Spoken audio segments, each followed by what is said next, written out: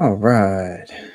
So, hello and welcome to initial edition of Video Games to the Maxes. This thing decided to take forever to actually start. But anyway, we are doing our game of the year 2024, best games of 2024, whichever you want to call it here. We have ranked out our best 25 games by going through Randy, Mark, and I's like top 15 and whittling it down based on points. We'll get into the actual like what the list is and talk about all those games in a little bit. But as the year closes, it's always a nice thing to look back at 2024 as a whole. I think overall it was a really weird year. I think in some aspects even weirder than last year, where last year it felt like wall to wall bangers, and then we got the layoffs and all that stuff in between. This one was like not just layoffs, not just studios closing, not just other things. It was like now we want to change the way gaming. It feels like gaming is starting to go into various, different directions. Xbox is like trying to change what we think of the console and where that goes. When you think of this year, what stands out the most to you, Randy? Whether it's I guess start with your positive first, and then you can go into your negative. After. Well, straight up, I mean, the positive was, like you said, last year we had banger after banger and all these AAA games where it made it tough to figure out the top of our game of the year. This year, I think the indies all really stood up, and it ended up being a really jam-packed year where I was having a difficult time narrowing my list down to 10. Like my number 10 game, even though when we get to it and we start talking about these games, probably will move up the more I'm actually able to dive into it. It's a really solid game, and that's because a lot of the indie games that came out were fantastic. And it's just showing that while we have delays on all these other games and AAA games are now taking 6, 7, 8 years to be made, and it's never going to bring back as much as they end up putting in. There's so many other developers that just show that you don't need that big of a budget to have a really fantastic experience and a really fun time. And I thought this year we had a pretty good mix. Also, nostalgia won in 2024, at least for me, and for the stuff that I grew up with. I had a lot of fun this year with the games that were released, and it brought me back to my childhood and my teenage years. That's for sure. Negatives, just because we have to bring it up every time I'm on this show, it's layoffs. Every time I did the show, we had to talk about layoffs. So it sucks. I wish the industry was more stable and secure. We're still not there, and it's very frustrating. And it's not just on the gaming side; it's obviously on the media side as well. As a lot of other websites just went poof, and you always hate to see that kind of stuff too. Don't worry, man. AI is going to fix all those issues. Oh yeah, Right? Yeah, you know it. Well, Mark, what is your positive, negative look at the West 124?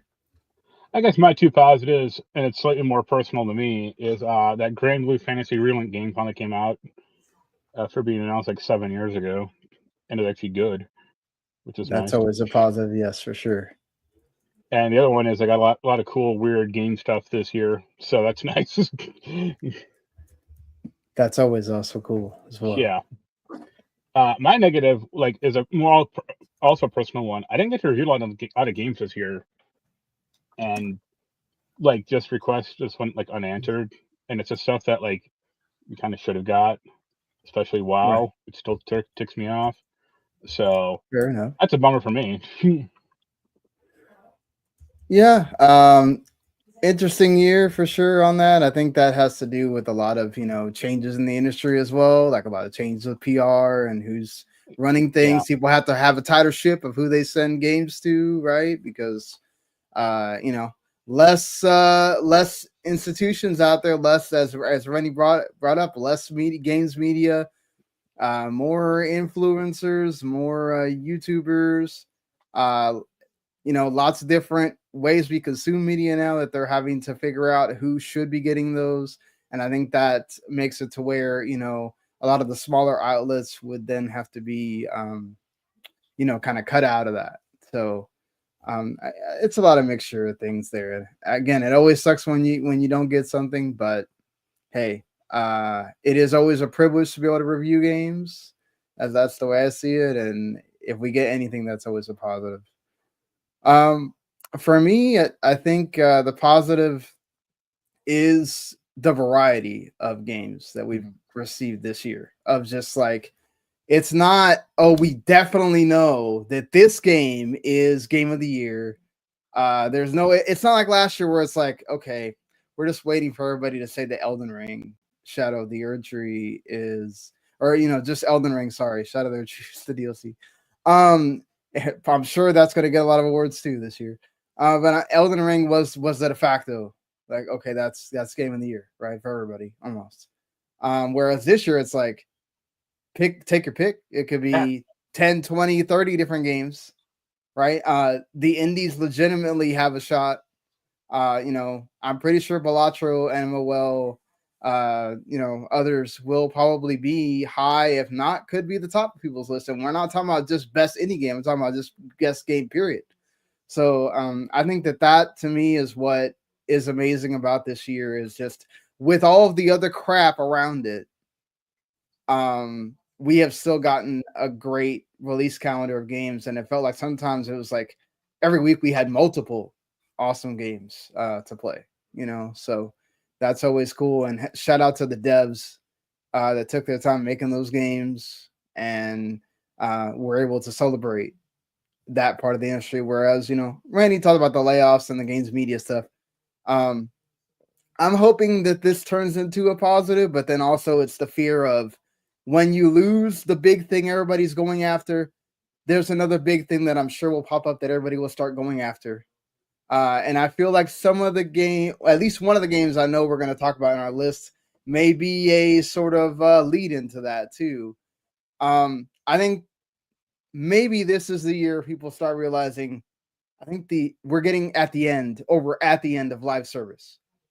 Live service, as far as introducing new games consistently for the live service track, is starting to get to, maybe we shouldn't go in that direction. For every Helldivers 2 that we had this year, we had how many were absolute negatives that led to studio closures or people getting laid off or whatever. And hopefully we've seen so many of those this year that it's like, yo, Sony, look what happened to you with Concord. Like, maybe you're sitting there rethinking Fair Games and all these other ones that you still got in the pipeline. Like, no, they're gonna take Ubisoft route and double down on it. But I am worried about something that I saw some people bring up. Robert, I can just send you an invite right now instead of complaining on this stream. But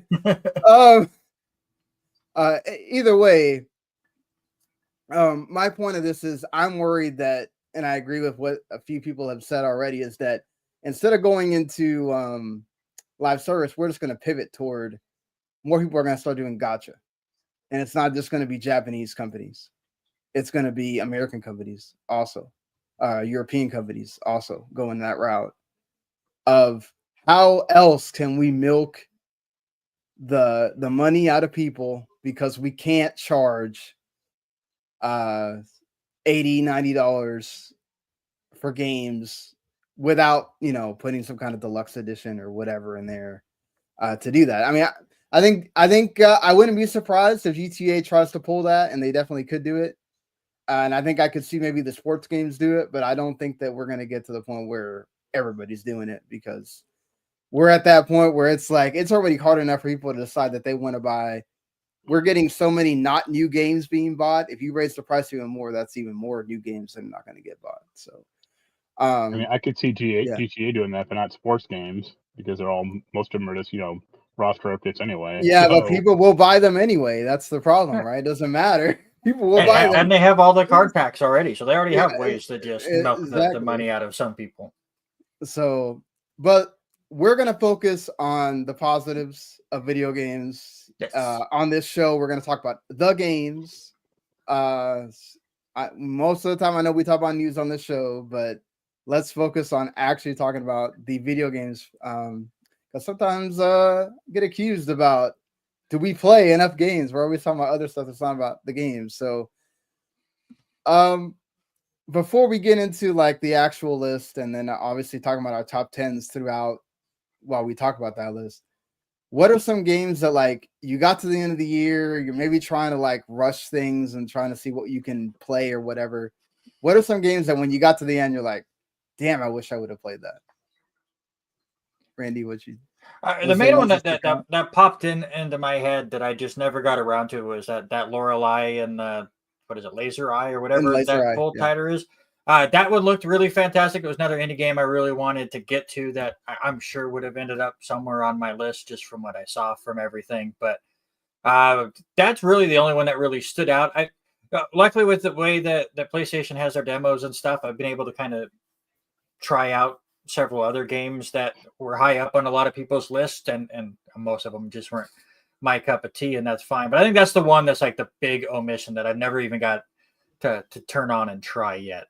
So that's one I hope I get to soon. Marc, is there? I know you mentioned WoW not getting to review, but is there one that? I mean, that's kind of a joke answer because it's still the same. I would say Indiana Jones. I probably would like that. I like Reddit quite a bit. Yeah, to be fair, you don't want to get it on PC? I'm just too cheap to buy it on PC. Okay, fair enough. If someone wants to get it for me on PC, I'll probably play it. But you can always wait till it's on PS5 in a few months here. Yeah, thankfully it was on Game Pass, or I probably would have had to skip out on it as well with how close to the end of the year it came out. If it wasn't on Game Pass, I probably wouldn't have been able to play it because it's just like one of those where it's like, okay, I got to start thinking about Christmas gifts for other people, not myself. And $60, $70 is a lot that can buy gifts. So for me, there was a few. It's mostly like Balatro was like the biggest one that I kept saying, okay, I'm gonna play it. I'm gonna go buy it and spend time playing it. And it's just like, oh, this review game would come in, and now I gotta play this and I gotta play that. And I wasn't expecting the Fantasia one to come in, so that's why I was like, oh, December is when I'm gonna finally play Balatro. And then that came in, and it's like, okay, well, there went the rest of my time. So I was really hoping I would get to that Balatro, and I didn't get to play it, or it would definitely be a lot higher on our list than it wound up being. Another one that I finally played the trial for it, and I just couldn't justify spending the $70 for it, knowing that we're at the end of the year. And I know what happens with me is because we always have to stay current with video games. I buy anything at this time of the year that's from last year, I'm probably not touching it. So I didn't want to buy Black Myth Wukong and then wind up not playing it at all. Because I already had that problem where happened with Metaphor, happened with Silent Hill 2, a few others where it's like I played a little bit, or I played a nice chunk, and then I never got to go back to it because of other things. So those are the two that like I really wish I would have gotten to be able to play in this year. And I'm sure you guys have yours that you wish you would have, whether it's for monetary or for other reasons that you couldn't get it, hoping it would go on a sale or something, and it didn't at the right time for you. 2025, hopefully you finally get to go play that game.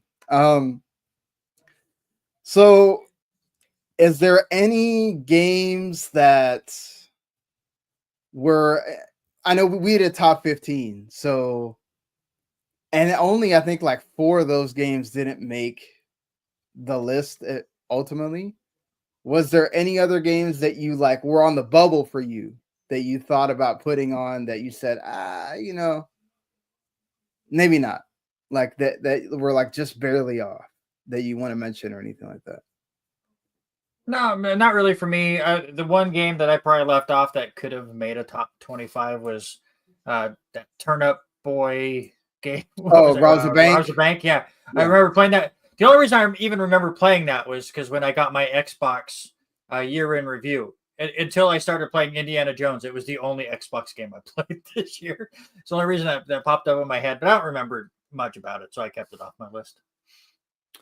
Any for you, Mark?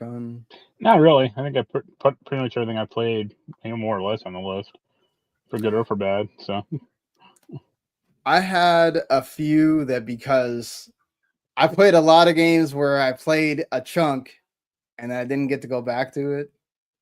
The two that spring to my head immediately are Stellar Blade. That one was an almost right there at like 16 or whatever. And then East 9 or an East 10, I'm sorry, was also like just didn't make the cut for me. It didn't resonate the same way with me as 9 did. So it just didn't make it. And then 2 that I loved, but I did not put on because I felt like they didn't do to me, they are still that game. They're just spruced up and nice, which is Fantasia Neo Dimension and Dragon Quest 3 HD 2D. Both fantastic games. If you love RPGs, especially the JRPGs, go play those. Especially with the Dragon Quest 1 and 2 remakes, the HD 2Ds coming this next year. Definitely want to go play Dragon Quest 3 if you have interest in those. But I just felt like I'm essentially putting a spruced up version of a game from 1989 on here, and I didn't feel right in putting it on here. So, yeah. That's Silent Hill 2 is on some people's lists. Hey, Silent Hill 2 remake completely redoes a lot of stuff. So, and I said remakes are allowed. I just said no remasters, ports, or games that you cannot buy on an actual store. So, with that being said, let's get into our list of 25 games. Best games of 2025 according to the three of us of things that we played. We did this in a point system, so like everybody had to rank their games from 1 to 15. Number 1 getting 15 points and number 15 getting 1 point. And then obviously if you had games that all three of us liked, which actually only 2 games made that. And then you had games where it's like at least 2 of us. Those are obviously going to outrank the ones that it's just one person for a majority. But still, getting into, we still have also some ties that we have to break because of that as well to ultimately give them the final number. So we can, I guess, we'll have to just do the min-max way of do a passion off. Who's more passionate about the game? And see, I guess, which one we think should deserve that spot. So, but we actually have our first tie, so to speak, to start this thing off, which is Randy and Mark have to battle it out between Little Kitty Big City, one of those indie games that we talked about that, is getting love, and Mud Runner, the Expeditions, the Mud Runner game. I know one of Mark's favorites there. So what is so great? I know you said your daughter loved Little Kitty Big City, but aside from that, what's so great about Little Kitty Big City? Well, I'll just say right now, I can lose this passion off because I've only played this a little bit, but again, this made my list because my wife and my daughter played a lot of Little Kitty Big City. Just a lot of fun. Obviously, just a playground to go mess around and be a cat, and that's exactly what my daughter really likes. We'll talk about another game that you guys kind of mentioned and suggested for her that she is absolutely hooked on now. So thank you guys for making me not be able to play my PlayStation at the moment because I lose it to a 7-year-old a lot. But yeah, Little Kitty Big City was just a really cute game that I just wanted to make sure I put on my list. I'm cool with it being in the 25 spot. Again, just a lot of goofy stuff that you could do around the world. And my daughter had more fun messing up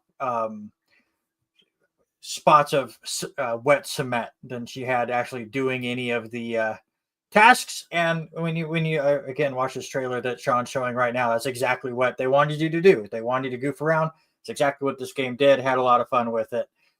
It's Untitled Goose Game, but you're a cat. It's exactly it. So I'm glad it made the top 25. I've also heard this game say, or people have said this game is the game that Stray should have been. No, Stray was great. Stray was more dark. this is more fun, and that's totally fine. But Mark, I can let you and your Mud Runner game have F24th, but you can talk about that one. Yeah, it's just a more improved version of SnowRunner. Like it does have tasks, but they kind of eliminated like a lot of the cargo crap that the SnowRunner had. So it's a lot more just about exploration and doing more simple, mining or finding stuff in the environment. And it's still good, and they make it a little more easy about like if you roll your truck, you can like ride it kind of magically or get out of jams a little easier than normal or than like the previous games. So I just like it. I just find it kind of relaxing, even though it's like the bane of Jens' existence because he found it like aggravating, and I mean that was SnowRunner at least, but he found it, like aggravating and like tense filled, which I thought was like really weird but funny. Well, I mean, he didn't really like the original Mud Runner either, so I wouldn't. Well, he expect didn't play him to- original Mud Runner. He just played SnowRunner. Oh, it's Snow Yeah, Runner, like, yeah. yeah. So I think it's good, overall. I will say, Little Kitty Big City was also on Game Pass, and I played it for a little bit. I liked what I played of it. Mud Runner was also on there, and it's just one of those where it's like, I think maybe if I would have had time to play it with Mark, I would have enjoyed it, but it's one of those games that I know probably would have frustrated me too. Yeah. I don't know. I still felt like Randy was a bit more on the passionate side for the Little Kitty Big City. So but he also I'm gonna didn't say play it as much. that's true. No, you give it to Mark. It's fine. He literally conceded it also. So. Yeah. Okay, fair enough. I'm just happy that indie game made it in there. Well, thankfully, like we mentioned, this year is great for indie games. We will talk about plenty of those here. Yeah. Here's the game. We have another one right after this, which is also between Randy and Mark. Also interesting because it's like Mark plays a lot of these Dragon Ball games, but he was never a big fan of I always asked him, are you going to play Sparking Zero? Are you going to play Sparking Zero? He said no. But Randy, you have it on here.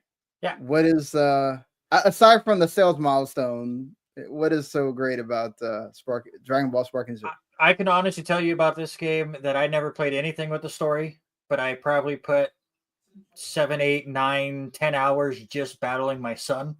That was the game that he and I got into where we just would do the 5-on-5 battles, and we stopped playing about a month in because he finally had time to learn the game and I no longer was winning. And so my time with Dragon Ball Sparking Zero ended. No, it was just a lot of fun. It's like just the environments that you can blow up. It kind of was a return to form for these kind of fighting games for me. I know a Dragon Ball game comes out every single year, but just the amount of characters that you could pick, the amount of different things that you could have go on. Every battle was different, even for how little that Chase and I knew the game. There's a lot of times we'd create cutscenes that we had no idea how it happened, or we'd create combos and stuff. So I'm sure those that got really into this game have really dove into it and found all the nooks and crannies. I know Chase has been having a lot of fun still going through the story mode and getting like the alternate paths that you could do with the story. I messed around with that a little bit, but for the most part, it was just I put it on the list again because of the hours that I had battling my 16-year-old and trying to show him that I still have a little bit of a gamer skill at times. So that's why I put it on the list. Hey, you know what? At the end of the day, games are meant to be fun, and however we play them, that's what matters. Mark, what is your why didn't you play this Dragon Ball game compared to when you played other Dragon Ball games? Because this is based on a bad franchise, so I knew. Okay, it's based on the Tenkaichi franchise. Nope. The alternate path it is kind of interesting, but I know it's a kind of short, or like they have like 1 or 2 matches, and then it's like, all right, well, back to the main thing. But another game. This was a game I should have mentioned. I really wanted to play Warhammer 40K Space Marine 2, which you have it on here. It's tied with Randy at 23. Why is this game awesome? Because it's like a good Gears of War in a time. Okay, no. We're not going to go down this road of lambasting Gears of War because there are great Gears of War games in that franchise. Maybe the latter ones weren't. That was a decade ago, though, so that's the problem. It's really fun. Me, Jens, and his friend David, I think, played it. 3-player co-op. It's really frenetic, really good. They throw a ton of enemies on the screen. Just a really good Gears clone in a time when those aren't they're not being made as much anymore. Not until they make another 50% Blood on the Sand too. It's cool to have a throwback of a game where, that we're going back to, especially when we don't know when Gear 6 is coming or anything. Or that's not never. Gear 6. They're making E-Day. Well, they're gonna make E-Day and then they're gonna make Gear 6. I feel like it's just E-Day's just the let's do the in-betweens, bring back Marcus and all that. But yeah, that's the reason why I love Gears so much. I wanted to play this as soon as somebody started comparing it to that. It was a game I wanted to get into, especially because the campaign. I would actually concede this somewhat to Randy because the Space Marine 2 campaign is good. The side campaign is a little more iffy because you have to play define character classes, and 4 of the 6 seem useless, and the other 2 aren't great either. And it's rank them up to unlock the cool stuff, and it's this isn't great. You're gonna be here a long damn time doing this stuff. So I think Sparking Zero is not for me, but other people seem to like it. So I guess sure, definitely. Why not? Tons of people seem to like it. Obviously, again, I've mentioned it, but having that Dragon Ball Daima anime happening right now as well helps. It'd be higher on the list if they had just 14 more Gokus, though. Yeah, there's so many of them. You're not lucky. I know. And it's funny, there's only one Krillin. Well, yeah.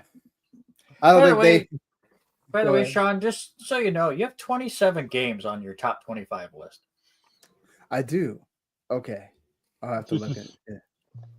Well, yeah, I'll have to look in this again. You had so many ties, it messed up your numbers. I think that's what happened. So essentially, we should have started with Sparking Zero. Then I messed up. Yeah. Okay. That's right. Well, fair enough. Whatever. So Warhammer's 25, Dragon Ball, Sparking Zero's 24. Continue. Okay. Thank you for pointing that out before we did this and we got to the end and it looked bad. But hey, you know what we did was some honorable mentions there, so it's fine. Yeah. I think the numbering is because of ties, though. So I think you might actually be okay. No, I counted them up. Okay, fair enough. Randy is the numbers guy, so I trust Randy on this one. All right, so if we're gonna go back to the what number it should be, number 23, then when we have our first not tie, finally, I'm not sitting here having to break ties. A game that I'm gonna be honest, I did not think that I saw this during that Pokemon Direct. I'm talking about the Pokemon Trading Card Pocket, and I said, okay, this is cool, whatever. But it's a digital card game. And I remember having these cards physically when I was a kid, and I liked that, and I like playing the battling and stuff like that. Is it going to translate the same to having the digital card? And let me tell you, I don't care. The shinies still look cool. The game is fun. Yes, there is a lot of monetization that the game wants to throw at you, but you don't have to do any of that. It lets you open card packs every day. You can do the battles without necessarily having to send money. It's not as deep as Yu-Gi-Oh! Or whatever, but there's a meta to it and stuff like that. And I enjoyed the crap out of this game way more than I thought I was going to. You just have to believe in the heart of the cards. Crap, that is Yu-Gi-Oh! Wait a second. Right? Yeah, that's the wrong. This almost made my list. But I like the card collecting part has been fun. Like me and my wife and my son are all playing it, and I just collect them. I barely ever play the actual card game. I think they simplified the card game a bit too much. I mean, obviously the Pokemon card game itself is a simpler version of a game like Magic. But with them just going, all right, you're automatically getting an energy every round. And if like there wasn't a ton of strategy involved with it, though I haven't really played with people online either. But I'm with you. I mean, you can do so much without ever having to put a penny into this game. But there's going to be those that put in a lot of pennies. So it's going to make a lot of money. So yeah, this almost made my list too. We've had a lot of fun with it. The real reason it's found on your list because you're still a big Supercard fan. Right, yeah, exactly. Yeah. That's the game we're all. So a game that I'm gonna be honest, because of Mark talking about it for the past like couple of shows or whatever. It also helps that it's free and that Randy said he finally got his daughter into it and everything. I was like, you know what? I got some time. I took some time last night and then today in between working and stuff. As your wife Randy is talking about. She would move it a lot higher than me. I'm talking about Infinity Nikki. So I've spent about like 8 hours with this game. Mark's probably spent a lot more. So it kind of snuck into my tail end of my list, and then Mark having it like in his like top 10 or 11 actually helped get this on the list at, was it officially 22? I fixed your numbers. Mark, what stands out to you most as you play more of it about this game? I just think that it's a really big world that like is fairly seamless, and you know, just a ton of stuff to explore. I'm not a huge fan of like the actual dressing up mechanics and like the collectathon stuff because some of the trophies were like, oh, collect 1,000 bugs. It's like, yo, I'm at like 100. Like this is gonna take me forever if I, and at a certain point you just stop getting experience for doing that stuff daily, which kind of sucks. But yeah, fun world, decent characters, or decent kind of like, not end of the world type story, but simple story, and it's fun just to explore. And I think it, like as an exploration game, it works pretty well. Yeah, that's what I love about it. It's a chill game that, yeah, it kind of walks you through some stuff at the beginning and then kind of lets you loose. But I love the fact that I'm going from section to section or quest to quest, and there's stuff to find constantly, and it transitions you. Obviously, it's trying to get you to do the dress up part, right? And want to see all the outfits, and there's like 5 different currencies that it's throwing at you at all times. And it does show you the different like outfits you can get with those currencies. So it's reminding you of that, and also it's doing it while you do the different like, oh, if you platform, you turn into the other dress, and if you attack an enemy, you turn into the other dress. So it's like constantly kind of showing you, oh, but if you want her to have this dress all the time, you can spend money or spend your currency on it. But I don't feel like it's in your face, like stopping the game to do that to you. Whereas, and obviously it's in its infancy. I'm sure next year it may not be this nice about it, right? Like by the time we get to the tail end of next year, maybe it's going to be more like Genshin and Honkai Star Rail, where it kind of throws it more in your face. So right now it's kind of in that nice period where it's like, this really is about enjoying the game. And I have enjoyed the game because of that. So far what I've played. I don't know, how much have you watched your daughter play, Randy? And I know you said this is like her favorite game. Yeah, I mean, she's only like level 3. I've watched her play a little bit, and she's not super far in it by any means, but she's absolutely just loving running around the world. And she told me today, she's like, I'm playing this game for the rest of my life. Just how big it is to her. She's like, because she gotten really into Astrobot, so like those are just very like small chunks and stuff. And she's like, she's running around, and she's like, at that time, she's like, I'm only level 2, and there's like 100 levels. She was just like wondering how long she was going to play this thing. So it's great that there's a game like that, and obviously Mark's having a lot of fun with it, and you had fun too. And and for a 7-year-old not to just play some very like super simple hold your hand kind of a game where she could just go out and explore and do her stuff.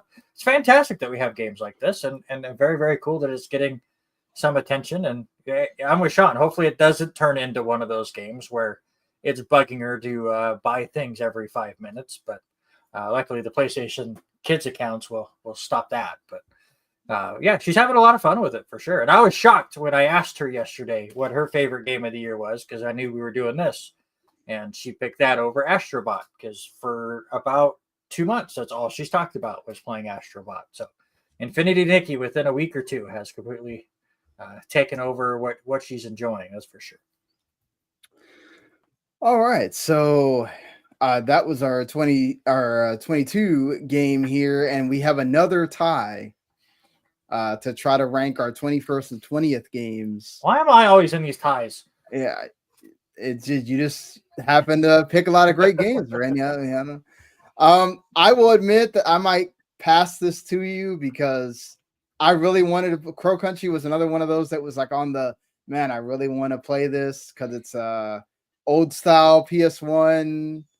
Trying to survive a horror adventure, game, Mm-hmm. and I didn't get to play it. But thankfully, because of Game Pass, I did get to play Kinitsugami Path to the Goddess. But go ahead and tell me why Crow Country is awesome and why he will need to play it. Yeah, Crow Country was really fun. I will say, overall, like obviously my expectations were a bit high for this game. So in a way, it kind of disappointed because the puzzles just did not quite get to that level where it became anywhere near difficult. The story is fine, but you hit it on the head. Like, this is one of those games that hits you right in the nostalgia of like the old survival horror games in that PS1 era, maybe even early PS2, where they just nail all the stuff. They knew exactly the audience they were going for. So everything that you're collecting feels perfect for that era. The weapons were right. Going through and finding different maps and finding the keys to open up different things, and the little jump scares they have around.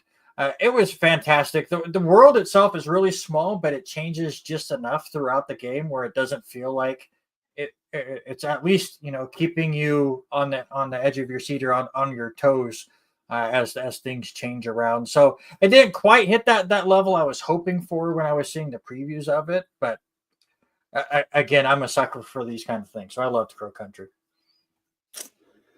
Yeah, that sounds like music to my ears. Maybe it'll be one of those I try out next year. Kinitsugami was a game that, like, not gonna lie, man, when they said that this is the Capcom game that's going to come to Game Pass, I was one of those people that was skeptical, right? Because it's like, oh, this looks like just like a strategy game that they kind of like did on the cheap, and they're putting on Game Pass because they don't think it's going to sell. And man, lo and behold, damn, this game is freaking great. And it's not just a strategy game. It's more than that, because it has the battle parts of it as well. Where, like, okay, you have to plan where you want the attacks to happen, or where you want the characters to be before you do the attacks. But then you have your main character that kind of gets to free roam and select what they do, and then you're still kind of like giving them, like, managing them as you're also going around and defeating things. And like when you have the big boss battles, those are really fun because they get really chaotic as to like, oh, you think you have it figured out, and then he just blows a hole through your whole strategy, and you have to on the fly go, oh crap, I gotta protect the goddess from getting destroyed. And it changes what you do, and it changes the characters that you may select or purchase or whatever, because you have to use the currency that you get after every single big battle when you go into that next little town area, which those are pretty cool too, to like go through those towns. And you get different sections of the strategy of, oh, I get different units now that I get to decide and choose, and like what attacks I get to actually unlock for those units and all that stuff. So it's a lot of different things. So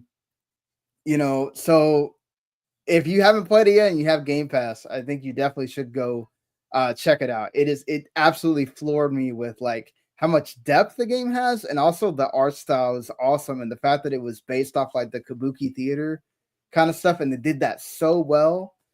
It definitely makes it stand out. So I don't know, Mark. You're the third. You're the I haven't played either. So impartial party there. All right, Randy. I'm going to give this one to you. So Crow Country will officially be the 20th game, and Kanatsugami will be 21. Top 20, Technically, that away. Technically, it was a tie between the next two, but I passed this on to Mark because of the game that he's repping in this section. Because it was such the game for 2024 for a while. I'm talking about Helldivers 2. So technically, 19 is Visions of Mana for me, and Helldivers 2 for Mark. He was the only one that played it out of the three of us. Helldivers 2 probably would have been higher on my list if I had like a good crew to play it with. Yeah, I played that it, matters a twice lot. with Jens, and that he didn't like it. So it's like, well, all right, this ain't for me then, apparently, because I don't want to play with randoms. That's unfortunate that he didn't Yeah. like it. Really quick on Visions of Man, I talked about this because it was a game I was reviewing quite a bit. I think the one episode I did, it's a game that like it's unfortunate because it's shows you a lot about 2024. This studio was closed before the game had even been out for like a few days because NetEase apparently did not see. I don't know if they thought it was supposed to hit Final Fantasy numbers or what it was, but it did not meet their sales expectations very quickly. And so thankfully the creative director for that game apparently is now with Square Enix again. But the game is still pretty great. If you like action role-playing games, especially if you like the mana games, this is a hit in the series. If you haven't played a mana game in a while, definitely would go pick this up.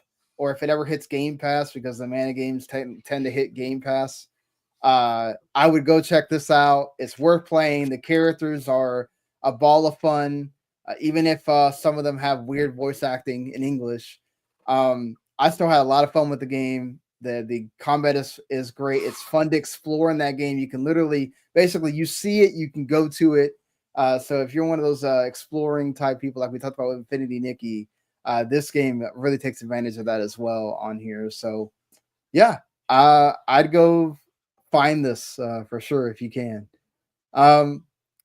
Helldivers 2 obviously was a huge conversation starter for various reasons. It had its own controversy, which kind of killed a little bit of its goodwill with the whole PSN thing. But most of all, this game is awesome for what it is, Mark. Like, why is it so awesome? I mean, it's a Starship Troopers game that people have always wanted and never got. Plays good, funny, fun, tactical if you want it to be. A good little package, but you have to have a good multiplayer crew to play it with. Did you get to play any of the new stuff? No, I don't even have it installed anymore.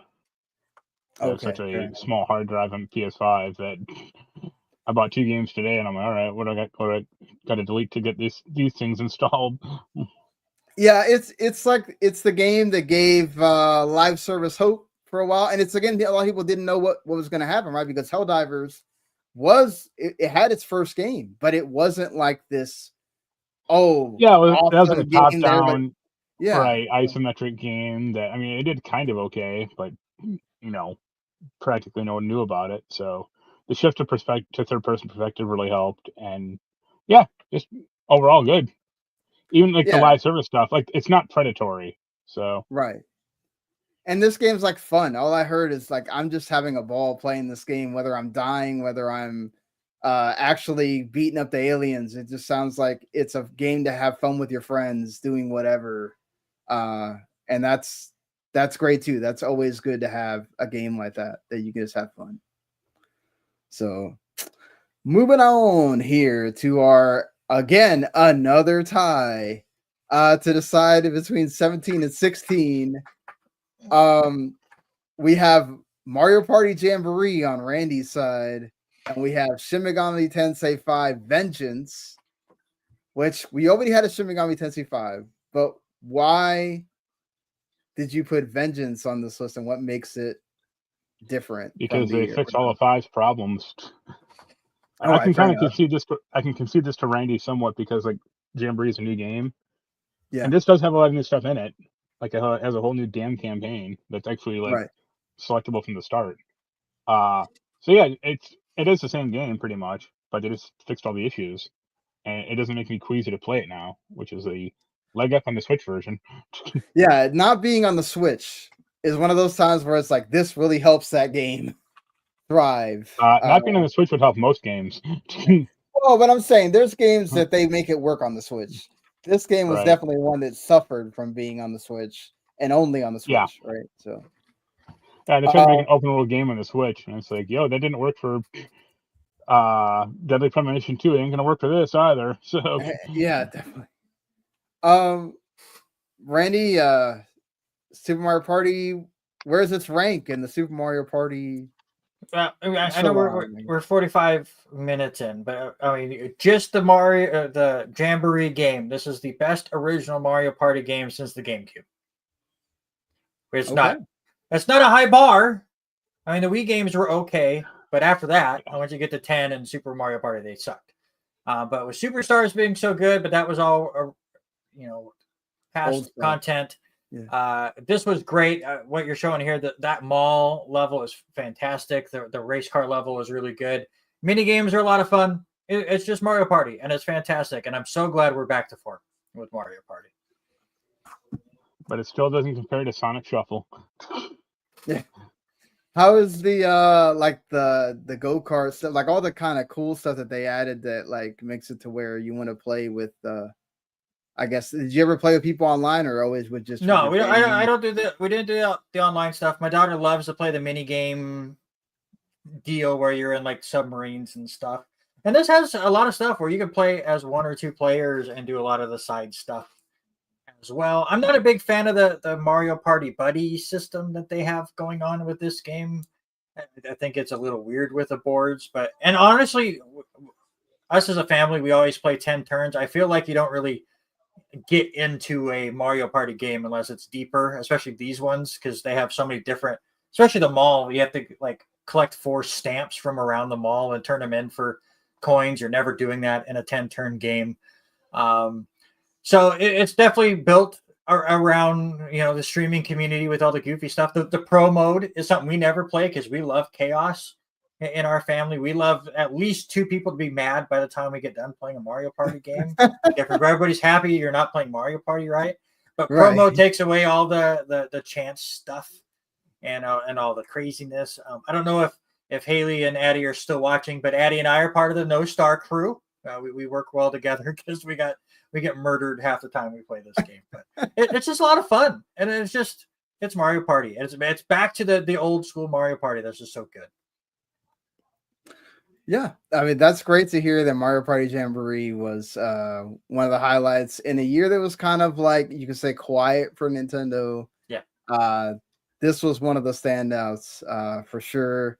And, Randy got to represent here. Yeah, still so disappointed that Princess Peach game was not good. Addie was so excited for that game, and it just didn't work.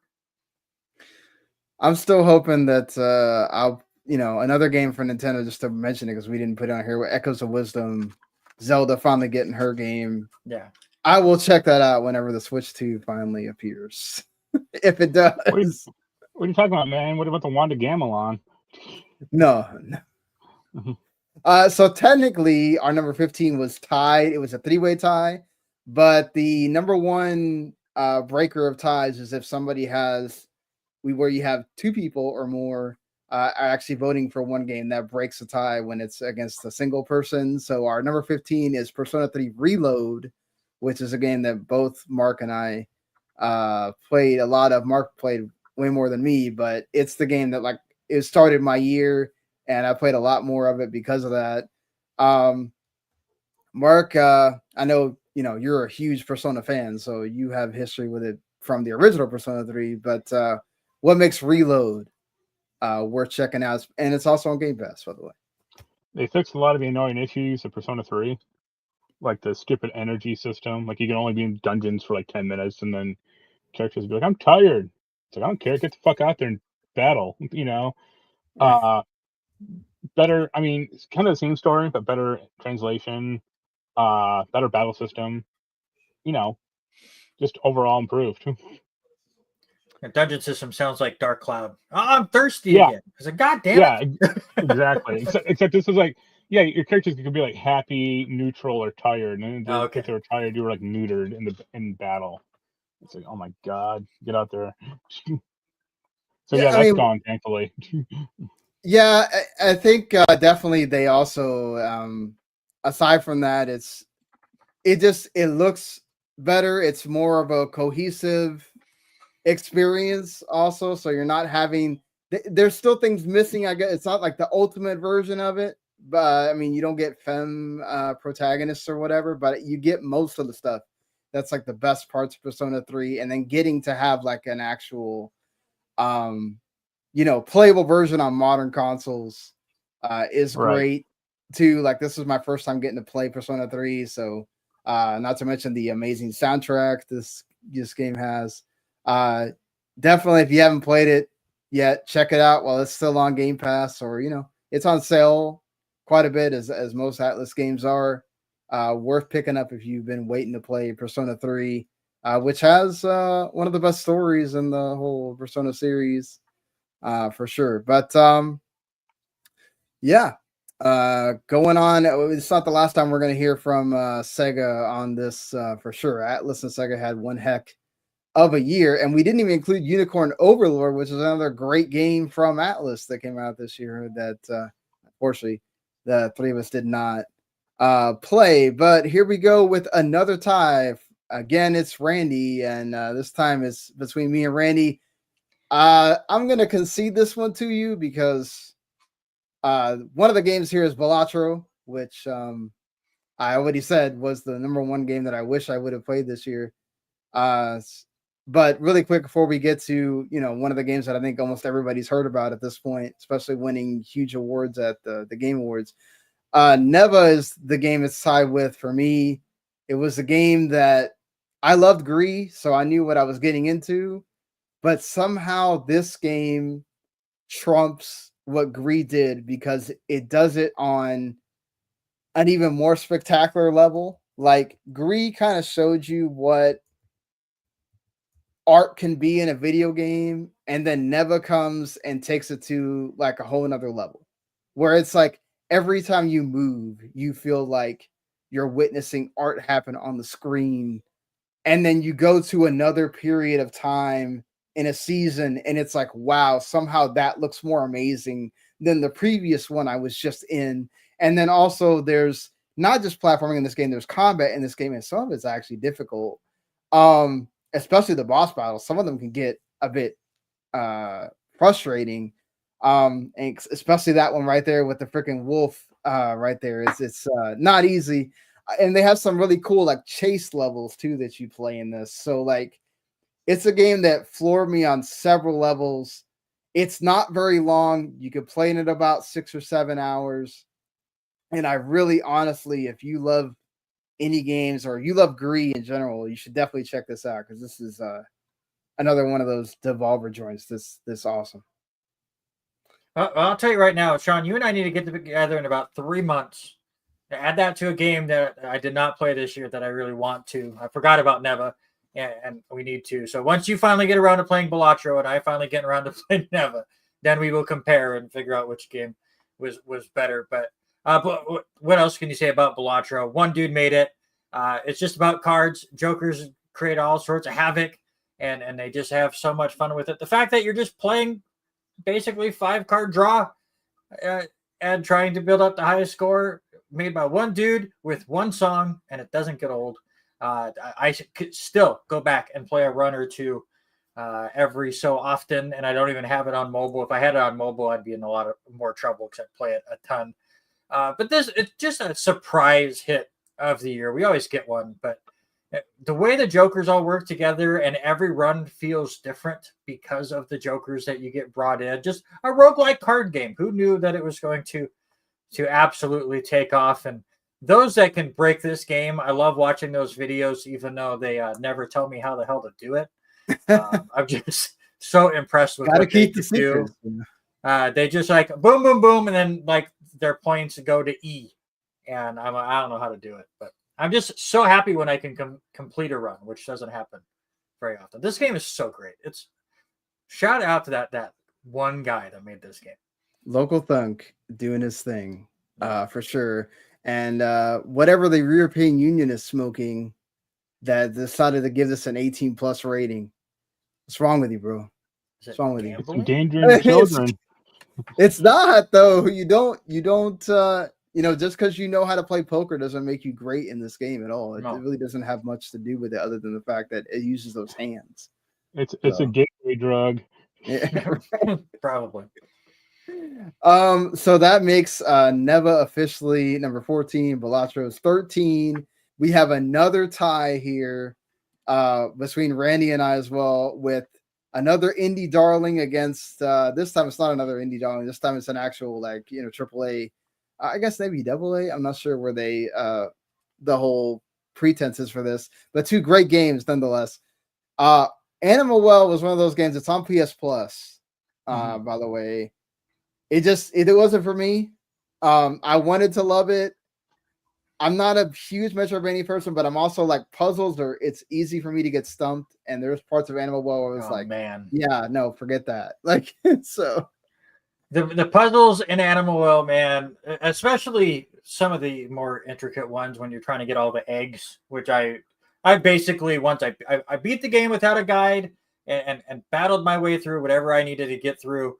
But once it was like, all right, I'm going to go to try to get the platinum in this game because I love it so much. I basically follow the guide because some of those eggs are impossible if you're not following that kind of stuff. They get really intricate. But again, Metroidvanias, I usually enjoy them as long as they hit. I love the atmosphere of this game.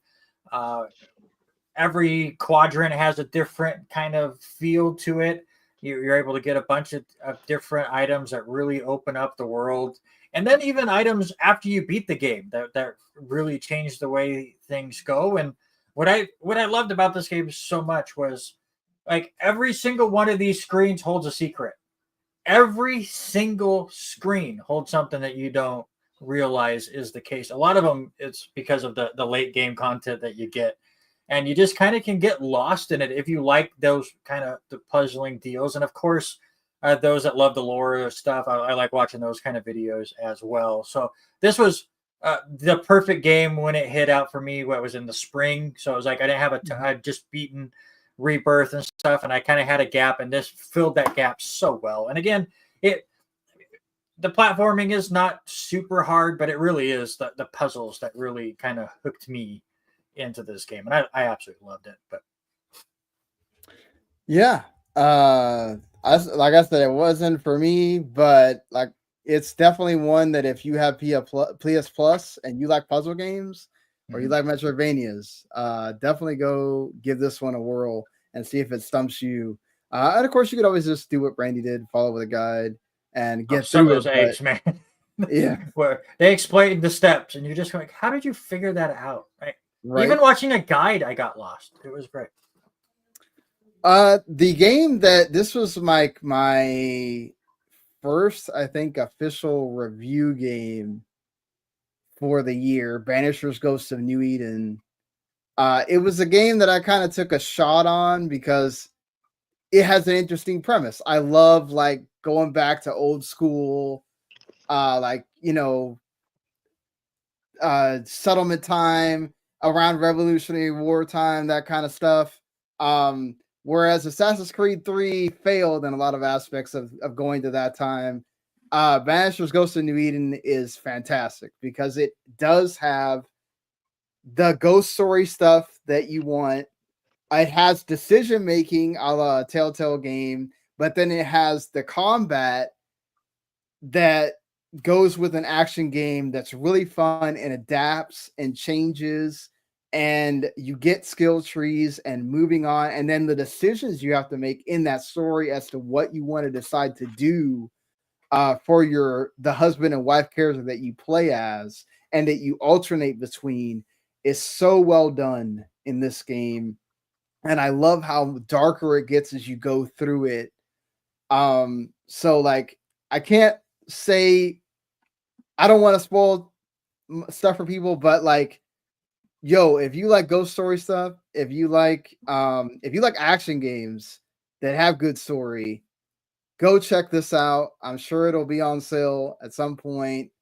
If it hasn't been already, it's one of those like underrated gems of the year that I think a lot of people slept on, and you definitely should go pick it up if you can, or give it a whirl.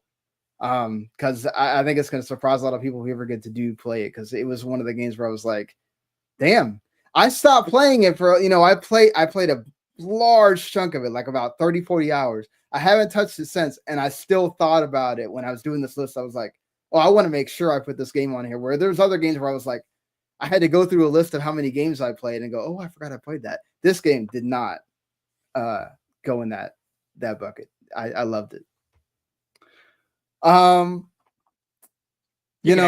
told you Balatro because of that the standing that it has, or not Balatro, Animal. Yeah, so we're gonna give it to Banishers. All right, yeah, cool. Go for it.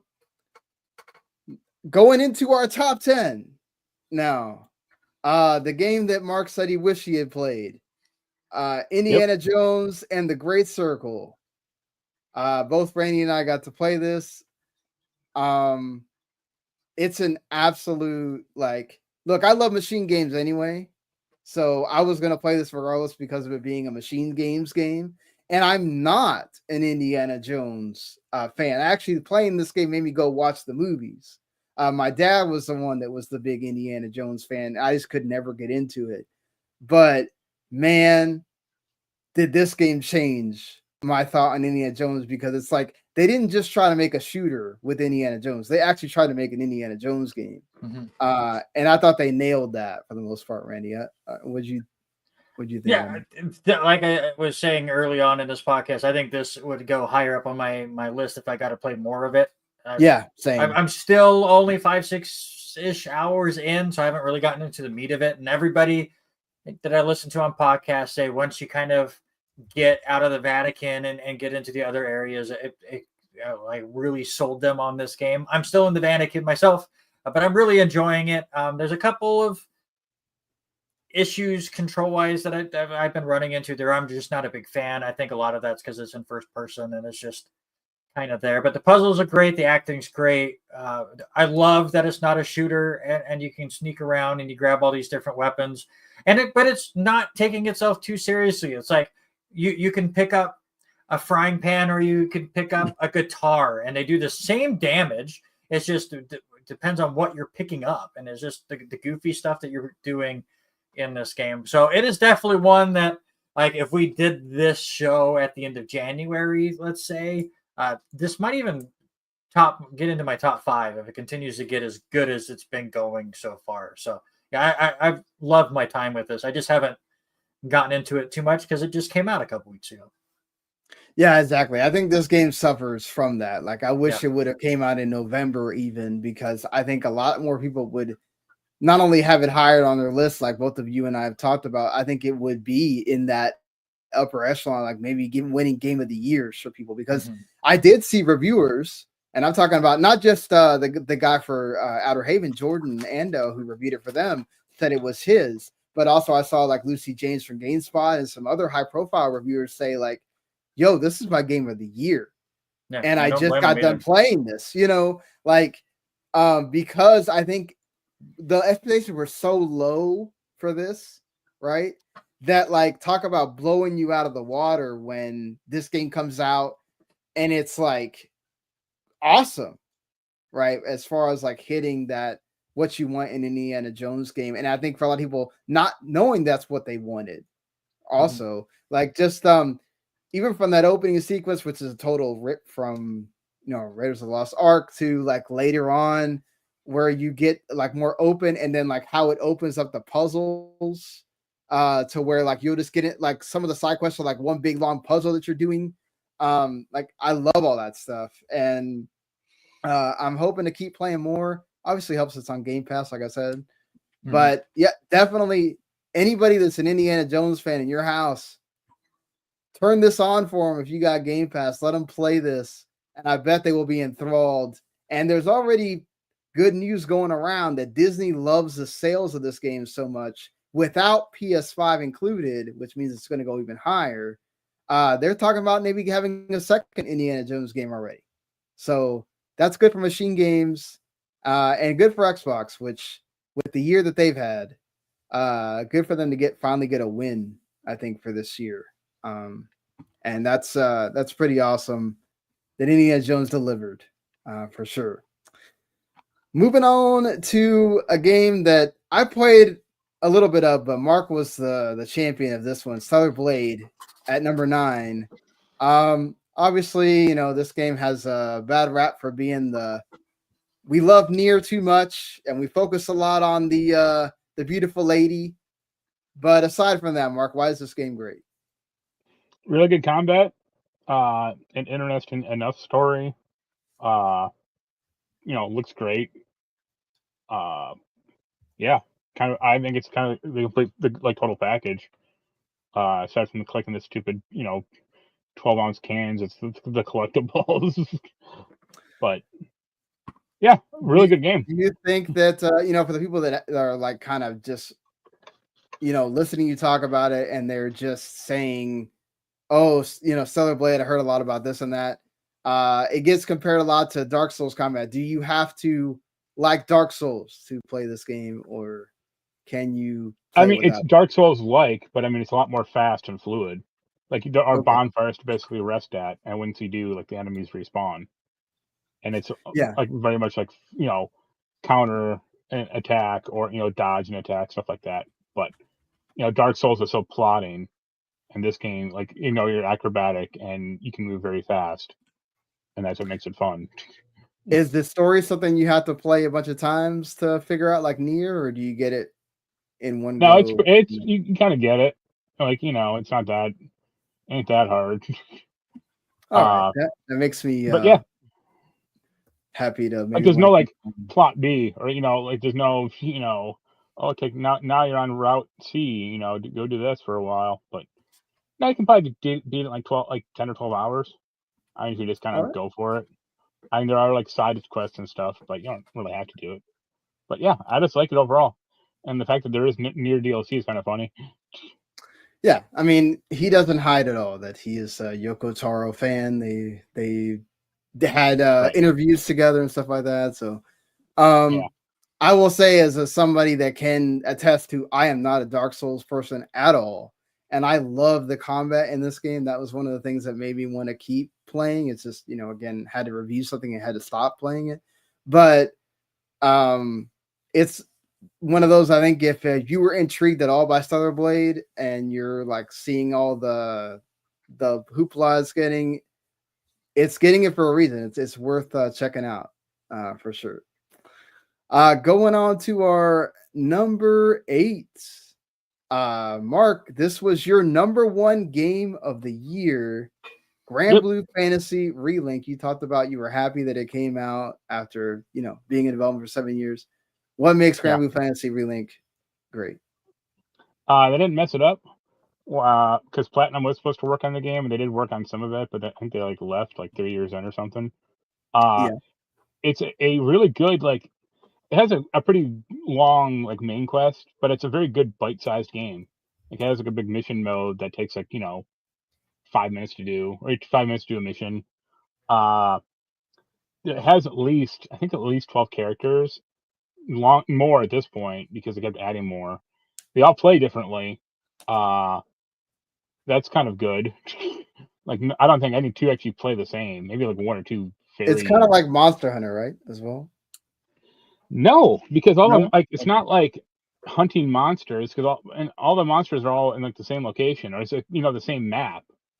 If you have a mission to go kill this thing, it's all right, you'll just transport over there and just do it. You can team up with 3 other players. That makes it a lot more fun. Looks great. I don't care about Grand Blue at all before this, and now I kind of want to watch the anime because it is interesting enough. Obviously, the characters are from a gacha game that, Yeah. it's like extremely ridiculous to get into at this point. But yeah, the anime is worth watching. Yeah, it's a little hard to find, but yeah, you can like still track it down. It's not like insurmountable. Yeah, I think it's just a really, really good game overall. It's like a really good co-op game, which sucks because I have no one to play co-op with. So, yeah, I just had a ton of fun. Even I go back to it. The only downside a little is it does still have like gacha mechanics in it. Like I'm trying to find like my main character's like ultimate weapon, and I have like 5 or 6, and they're not for him. They're for characters I don't care at all. I'm like, this sucks. Like, and it has like a ton of materials for you to find. But other than that, yeah, I'd say it's a game near perfect to me. All right, fair enough. See, glowing review from Mark as his game of the year is Grand Blue Fantasy Relink, and that's why you should go play this. I know a lot of people on the Outer Haven staff also loved and played this game a lot. Scott raved about it. I don't know if it's a high heaven for a while for all of the January and February before Rebirth came out. So y'all are looking for a game to play with your friends, anime game, definitely go give this one a look. A game that I know Mark is not the biggest fan of, but Randy loved it. I loved what I was able to play of it. Silent Hill 2 remake. After all of the oh my God, is this game gonna be terrible? Oh my God, look at how this looks. How about that, Bloober team, right? I told you. Bloober team was the perfect team to do a Silent Hill remake or Silent Hill 2 remake, I guess. And you know what? What we learned this year, just come out with bad trailers. And then you can shock people with how good your game is. Instead of the opposite of like Watch Dogs, the trailer is so good. And then you're like, wait a minute, this doesn't look like the trailer. No, Indiana Jones, Silent Hill, all year, everyone's, oh, this is going to suck. This is going to suck. And then, oh, wait a minute, it's actually a good game. But maybe that's what we need to go with from now on. I thought they nailed it. This was absolutely fantastic. I thought it hit the atmosphere of Silent Hill 2 perfectly. I know there's going to be people out there like, oh, it's not the same. Go back and play the original Silent Hill 2. It's not what some people have stuck in their heads. Yes, I do understand it does get a bit stretched out in places. I will understand where people have that kind of criticism, but the latter half of this game, especially when you get to the prison and when you get to the last couple of sections of this game, I thought just the atmosphere was so perfect. They nailed it. The voice acting was so good in this game. Everyone was improved character-wise, voice acting-wise from the original. A bit more combat heavy than the original, but the combat was at least fun. It wasn't as bad as it was in the original game as well. And this was also the game that got my son into these kind of games. Like he absolutely loved playing Silent Hill 2 remake, and now he's playing a Resident Evil 4 remake, and he's getting into those kind of things and trying things. Though this is also a game that has me worried about my daughter, because she would watch my son play this game and go, "What are you guys complaining? What are you guys complaining about? It's not scary." So I have to go get my daughter checked out, and I'm worried about her right now. So I'll let you guys get back when we get the psych test in. But I thought they nailed it. Did she come home with a traffic cone and say, "I want to paint this black and wear it for a costume"? I will also say one of the bots that my daughter was most excited about catching was Pyramid Head and Astrobot, because again, she doesn't know a lot of the PlayStation mascots, so she's like, I know that one, and she got very excited for Pyramid Head. So my daughter might have psychological issues. Now I got to show her the movie. Only the first one. I like the first one. The second one, not as much. Yeah.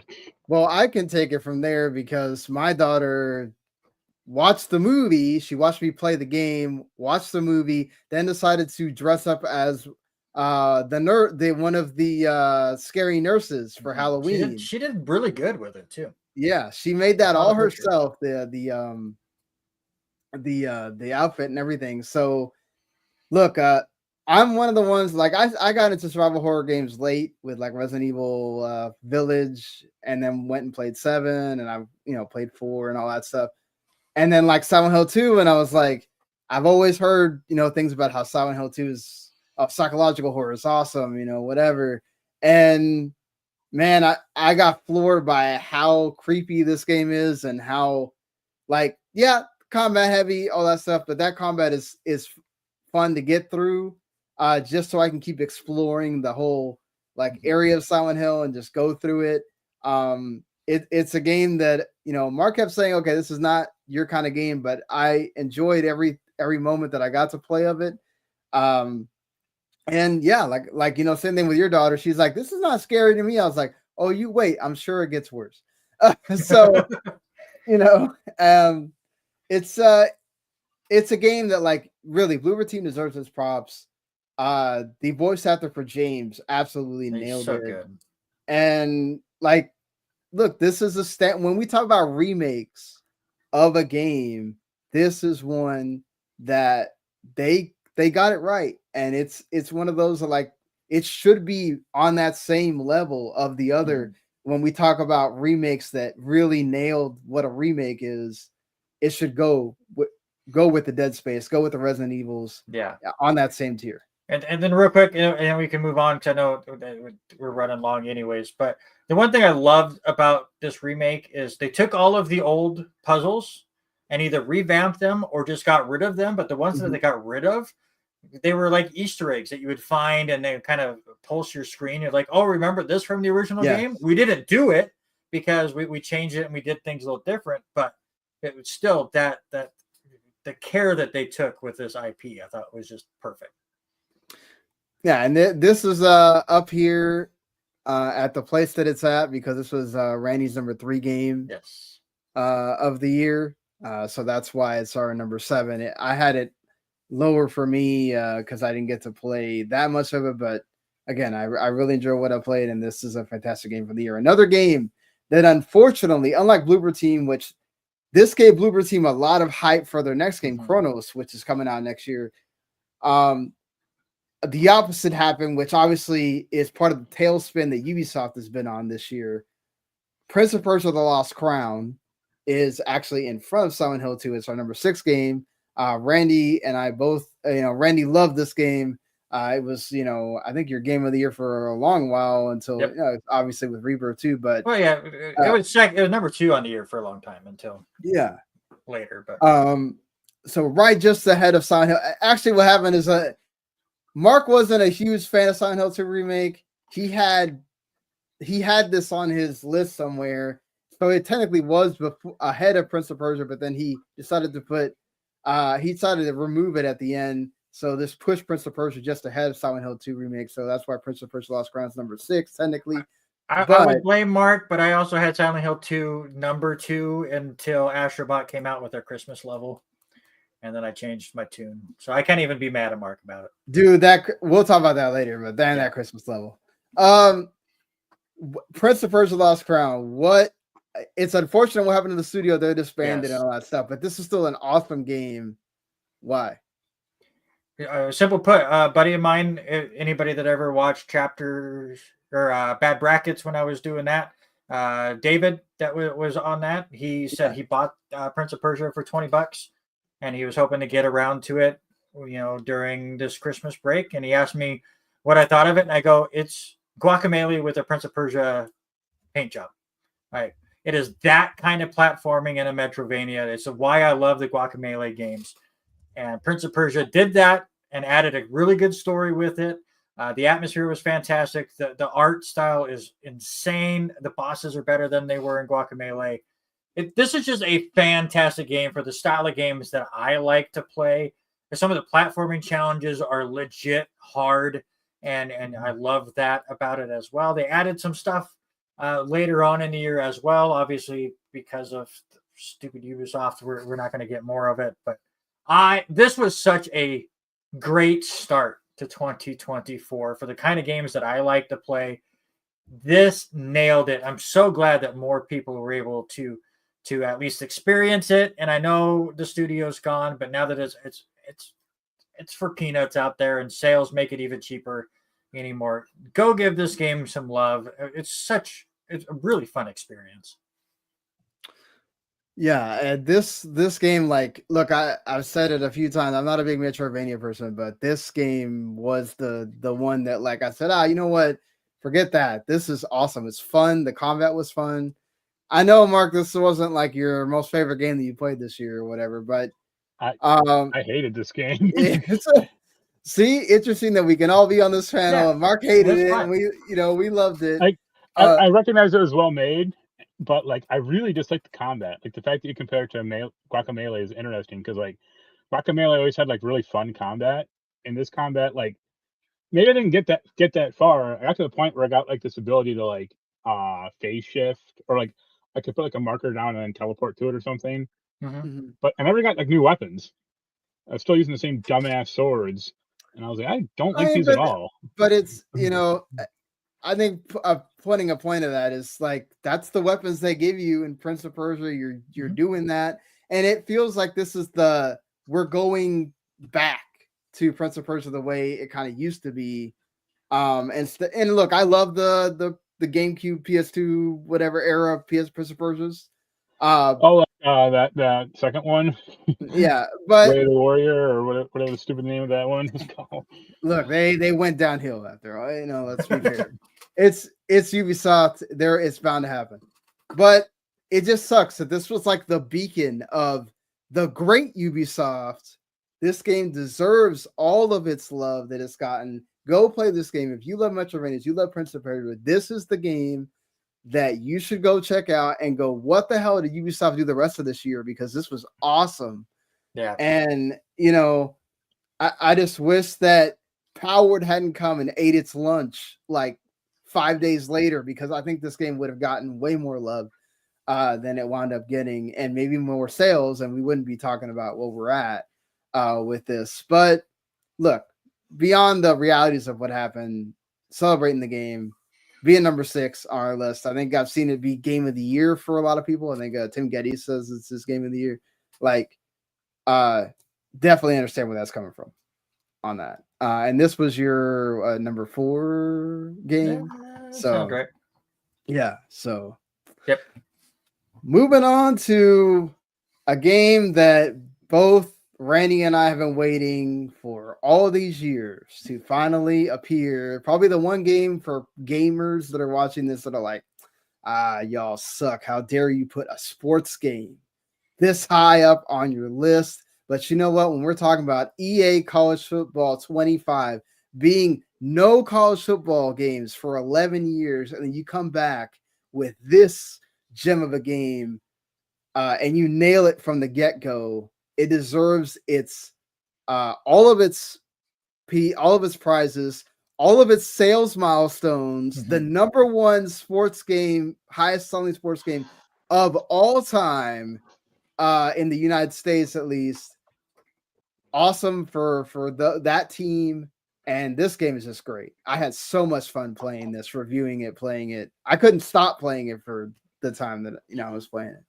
Yeah, I'll be honest, because I'll say right now I absolutely loved it, and I'm glad it's high up on our list. I'm surprised you put it 3, but maybe it's just because I'm still playing it, and now like the words are coming back out. The EA words, if you would, are definitely showing more and more. The nostalgia kind of wearing off, but I thought they nailed it. This EA or college football is far better than Madden as far as the gameplay goes, and maybe this will show, even though these companies will never admit it. You don't need a game every single year if you're a sports franchise.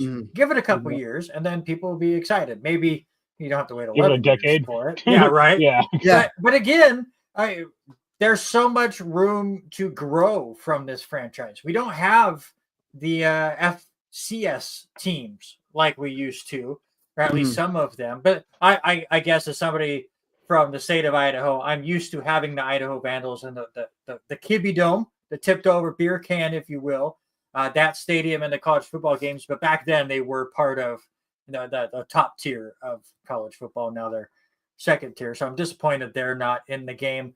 I'm so glad that they found a way to give out the money to the players. Obviously, there's tiers to it and stuff, but still, for an offensive lineman for Tulsa, hop in the game, you get a few $100, you get a copy of the game. Thank you very much. Like, they're finding ways to do it. That's fantastic. I really like the Road to Glory mode in this one. I have a lot of fun like creating a character and doing exactly what happens in college football and just bouncing from school to school. Like, I'm being absolutely not non-committal to anybody. Like, oh, we didn't win the national championship, I'm bouncing. But yeah, there's so much that can be improved on, but I'm just so glad it's back. I'm so glad that even though they still do some of the EA things with the stupid card packs and stuff, it's not as much in your face as it is in Madden. The menu system is still dog ass slow, like it is in Madden, which kind of makes the recruiting a little bit tough. And that stuff they can hopefully work on throughout. But I'm just glad it's back. It's something I like. MLB The Show was a yearly deal for me back in the PS2, PS3 era, and I thought that they understood that there was a big fan base waiting for it to come back, and they gave it a good amount of love for it to come back. So I'm happy with it.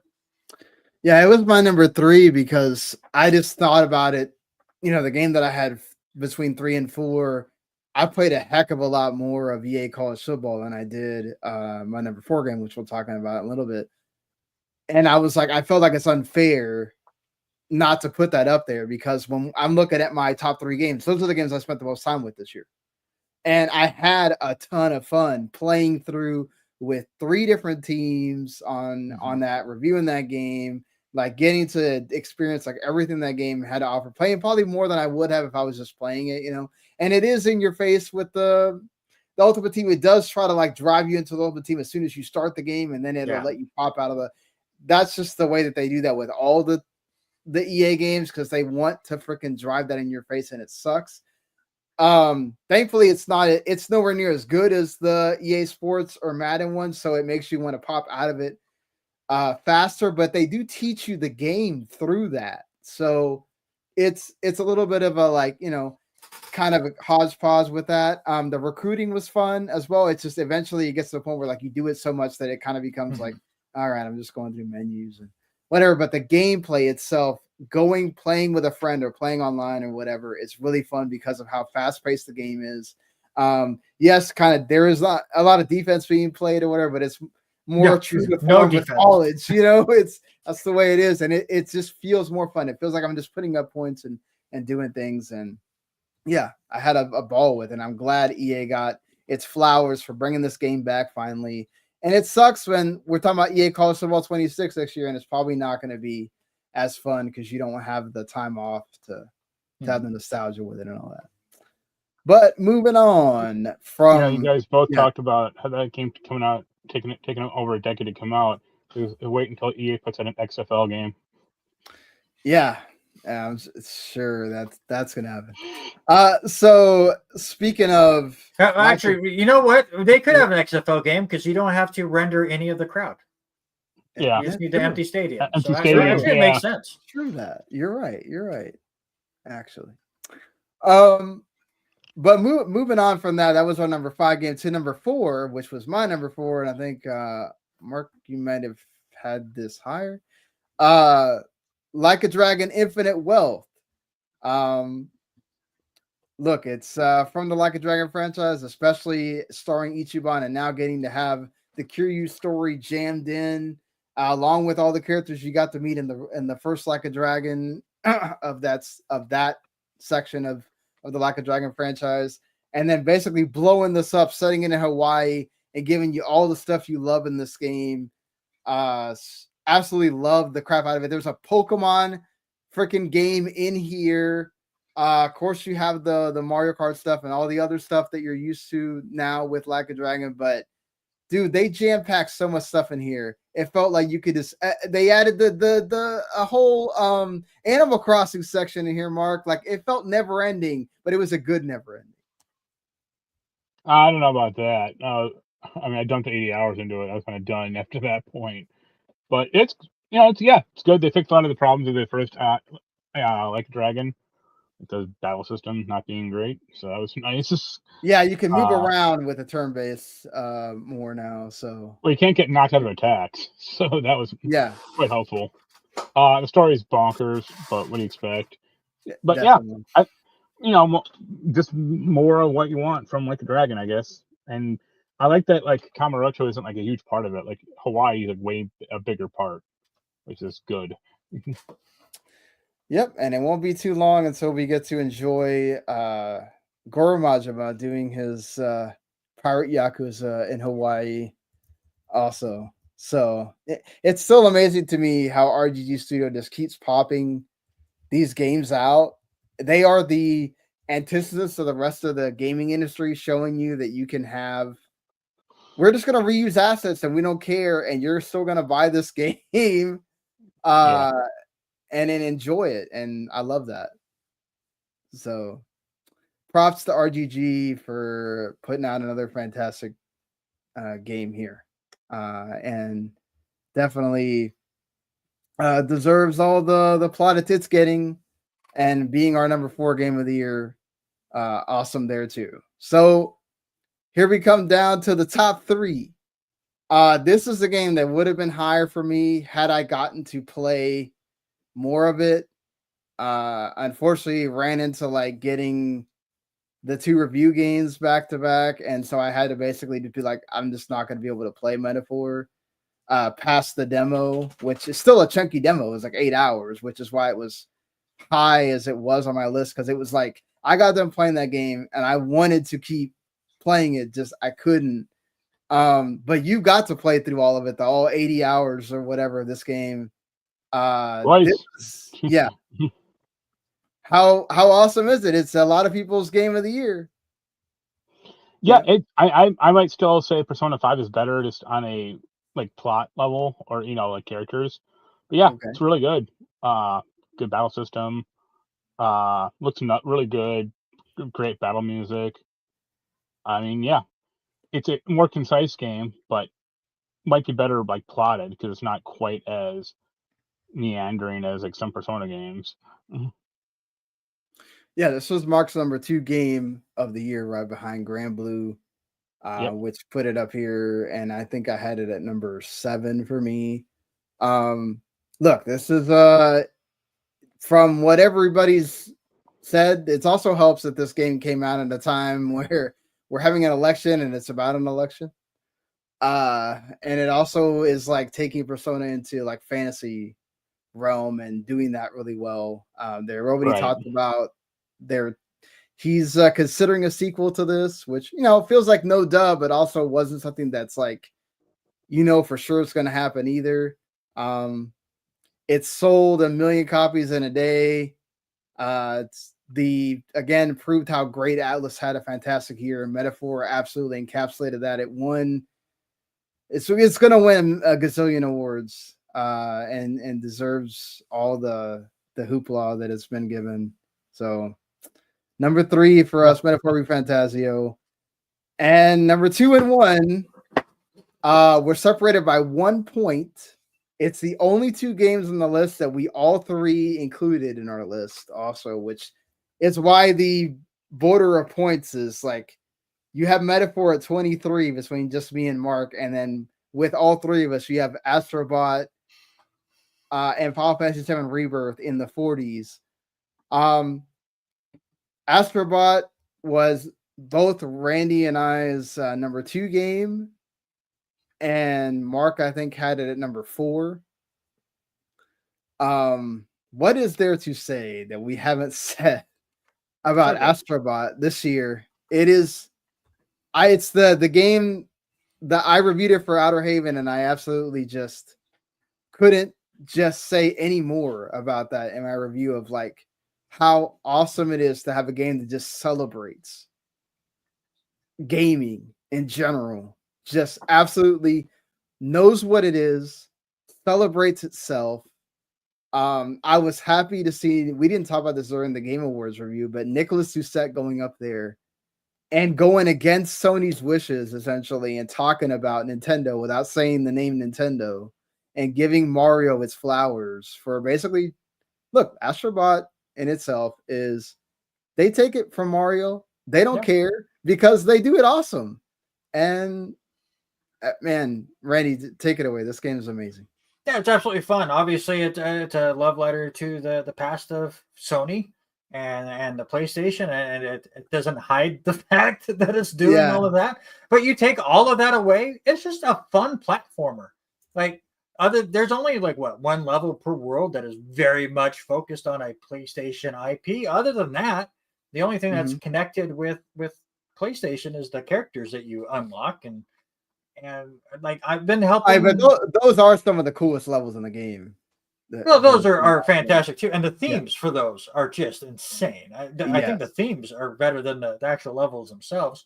But going through and like again, Addie absolutely loves this game, but the bosses are a bit too tough for her, and so I help her with the bosses. But she can play all these other levels, and she's absolutely loving it. And she knows 1 out of every 20 characters that she unlocks. So it's absolutely fantastic. And the reason, again, I had this at 3 because I absolutely love Silent Hill 2 Remake, but they just keep coming out with content. They had the speedrun levels, and you're like, all right, that's fun little content that you can go. But they came out with a free Christmas level that goes back and uses every single power up that you get throughout the game, and you unlock extra stuff. What really just made me went, screw it, it's number 2. And I almost just threw it to number 1. Was the fact that when they put the Christmas level there, it opened up such a large area of empty space that you just know that next year we're getting multiple extra worlds that you're going to be able to play throughout the next year or 2 or 3. And it's all free. They're not trying to get more money out of you. They just want to celebrate gaming.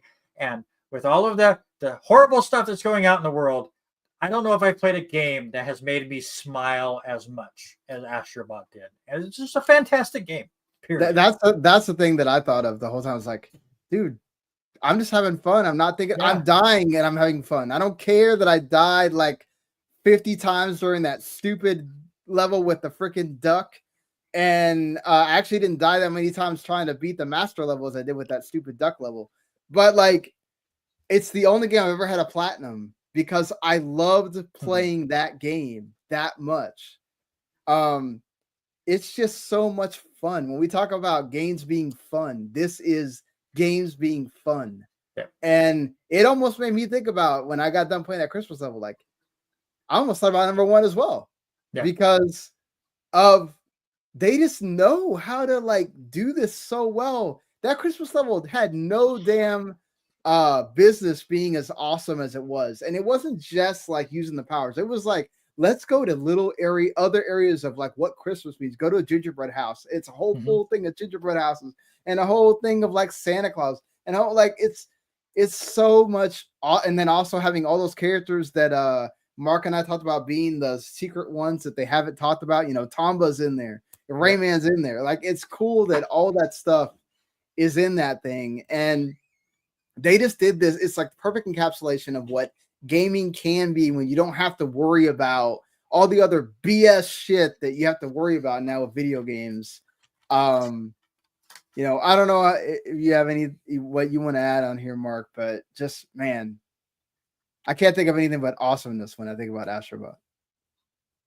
I mean, my criticism of the game still are there, but it's, you know, yeah, it's a good platformer, and I enjoyed it, and I think I platinumed it too, or I think I did it before you did. So.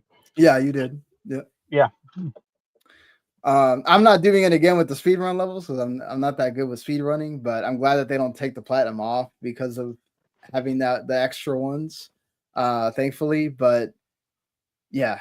So like us talking about Astrobot as much as we did, what's left with our number 1 game, which if Mark had put if somebody had put Astrobot at number 1, or Mark had put Astrobot, you know, switch Astrobot and Rebirth, I think we would have had a tie and then had to have some kind of like vote off for what's actually number 1 and 2. But by 1 point, 41-40, our 2 number 1s between Randy and I, and then number 5 for Mark, Final Fantasy VII Rebirth is our game of the year. Remake was our game of the year. That the year that Remake came out in 2020.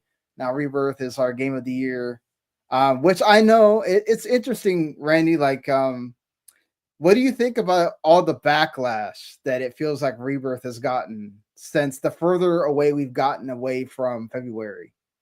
Do you feel like any of that's justified? Do you think it's just kind of like the turn of it?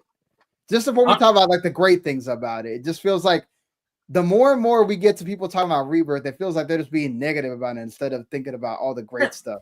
But again, that's just the internet. Again, I haven't seen a lot of it that you're saying, so it hasn't really bugged me. But okay, so like much, we both watched the min-max thing, and it felt like everybody was ready to like, why is Rebirth even on this list? It shouldn't be here. It's not one of the best 20 games of 2024. And the only reason they kept it is because, obviously Ben Hansen loves that and he had it as number one. But like, he's not the only one. I feel like every big quote unquote feels like even kind of funny honestly, it's about them not having it up there probably. Like, it's because it came out in February or March, or was it early March? But it came out so long ago. End of February. It's the same thing with Helldivers. Like, I think if Helldivers 2 had come out in October, November, it'd be top 3 game of the year for everybody. Same thing with Rebirth. Like, if you really liked it, it came out a little bit later, so you remember all the good stuff. But it kind of got jammed down everybody's throat, and everyone, this is, all right, we're getting tired of Final Fantasy, because with the way that they have done the release schedule, Final Fantasy VII has been in the conversation for a decade now. And I'm sure a lot of people are tired of it. But listen, it made Remake look like a prequel, or not a prequel, but a prologue, excuse me. Yes. Like, that was just a prologue to this game.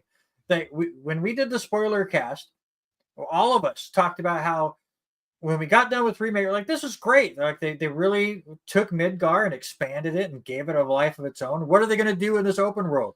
None of us had any dreams of how they were able to handle the open world here in Rebirth. Yes, does it get a little Ubisofty at times? Sure. But did every section hit with everybody? No. But what I love about it is they gave, again, I brought it up with Silent Hill 2. If you go back with an old IP, you can tell the people that absolutely love what they're working on, and there are side characters that get a side quest here that you just walk by, and they had one line of dialogue in the original game, and now they have this whole side thing because they loved everything about it. It's just a ridiculous game for what they do. And again, the thing that always made it number one for me, does the story make a lot of sense? No, but we haven't really gotten to the crazy twists that the original one had either, so that we're not supposed to have it all make sense till later. Could they completely fumble it in the third game and then we look back and go, this was a horrible trilogy? Yes, it's 100% possible. But it was the relationships and the way the characters interacted with each other in this game that just made me love it so much. You do all the side stuff just to continue those kind of relationships and dive into it even more. And just the game as a whole, like, I could not stop doing the side stuff. Like, I wanted to know what was going to happen at the end, but I'm like, but I have to do this because it was going to be tough for Astrobot to pass it, but boy, did it try. Yeah, man. I mean, Mark, I don't know. You still had it pretty high. What did you at the end, now that we've gone many months after Rebirth? I still don't like the Gungaga region. That's like the sore sticking point for me still. Okay, fair. Positives. Game of the year. And like for me, it's weird. I didn't like the combat as much. Like, I thought the combat strangely was like better in the first one. Interesting, because I thought the stuff they added to the combat made it even more awesome. But fair, okay. Yeah, it's just like maybe it's like too complicated, or like it's like something just threw me off. But yeah, great, looked great, despite what people bitch about in Digital Foundry. Golden Saucer was really fun. I mean, not all those mini games clicked, but I mean, you could actually explore the Golden Saucer. It wasn't like 80% closed off in like the original game. Yeah, sounded good. That Golden Saucer dance sequence was superb. I hope they do another dance sequence in the third game. Just Yeah, it'll be like that'll be the snowboarding mini game where it's just oh god, please. right. I mean, it's in there because they already hinted at it at Rebirth. Like it's in there. But I'm talking like dance sequence at the snowboarding game. I'm with Mark there.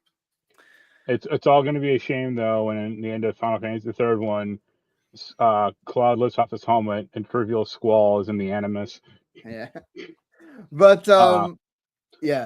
But the only other problem, the only other like weird issue is like the materia system. I thought was like really punishing. Like I know we talked about it, but I never got like the fire ice. You only got like one fire ice and wind and thunder materia. I think like it didn't copy over once you master it. And like the trophies were brutal, especially that one. Hamaguchi has said that he's definitely gonna. He's gonna fix it. But that was not a great decision on their part to make it so brutal to get the platinum like that.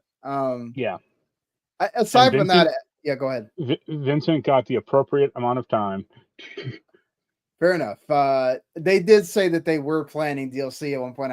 I still think that Vincent was going to get some kind of DLC, and they just decided to just scrap it so they can make the third game faster.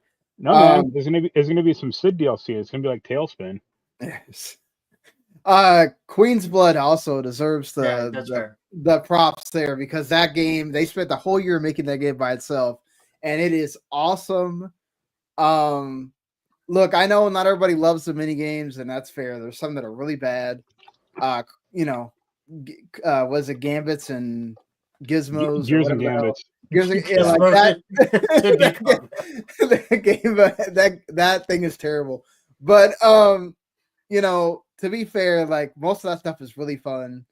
What I love the most, like Randy said, is the characters. The characters absolutely nail it with this. It made you want to keep playing that game, even as it got bloated, even as you kept doing the Ubisoft stuff, even as I was going through Cosmo Canyon, getting super frustrated at how many damn times I had to go through which one connects to this so I can go to the other part of it. Like, thank God there's guides, but still, that was all made well by the time you get to Nibelheim and you get the best the best chocobo that finally flies and makes it really easy to get around. They had so much fun with this game, and it's so evident that they had so much fun with this game. There's so much stuff in this game to do. If you love Final Fantasy VII, they absolutely killed that with how much stuff you have to do. A lot of that stuff is optional. I don't get the whole point of complaining about stuff that's optional. I get that you want to experience that stuff in the story. And that's a tribute to like how much you want to experience that. But again, complaining about optional stuff because it's optional seems like, I don't know, silly. The game at the end of the day, yes, it took 80 hours or whatever to beat, but I wanted to keep playing because I love the combat, I love the story. I just hate that we have to wait, whatever it is, 3 years now to experience the end of it, whether they fumble it or not. This was still a fantastic piece of video game awesomeness, and I'm glad that we got to be here 4 years later to, like Randy said, experience the prologue to get to this. And maybe part 3 will make Rebirth feel like another prologue. I don't know, but I doubt it. I don't think it'll be as big. I think it'll be more remakey size, but I don't think. But I mean, we'll be able to go back to other parts of that you got to experience a Rebirth or whatever to like do the extra stuff, I guess, that you do in Disc 3. Any part, that's it. That's our game of the year, Final Fantasy VII Rebirth. I guess really quick to go through this list because we already went. I'm trying to kill it before we get to the 2 hours. We to get through this list. Number 25, Dragon Ball Sparking Zero. 24, Warhammer 40k Space Marine 2. 23, Pokemon Trading Card Game Pocket. 22 is Infinite Nikki. 21, the Kinetsugami Path of the Goddess. 20 is Crow Country. 19, Visions of Mana. 18, Helldivers 2. 17, Shin Megami Tensei 5 Vengeance. 16, Mario Party Jamboree. Persona 3 Reloads. Number 15. Number 14, Neva. 13, Balatro. 12, Animal Well. 11, Banishers Ghost of New Eden. 10, Indiana Jones The Great Circle. 9, Stellar Blade. 8, Blue Fantasy Relink, 7 Silent Hill 2 Remake, 6 Prince of Persia Lost Crown, 5 EA College Football 25, 4 Like a Dragon Infinite Wealth, 3 Metaphor Free Fantasio, 2 Astrobot, and 1 Final Fantasy 7 Rebirth. There you go. We made it to the end of 2024. Here comes 2025, which seems like it has an even more crazier freaking release calendar.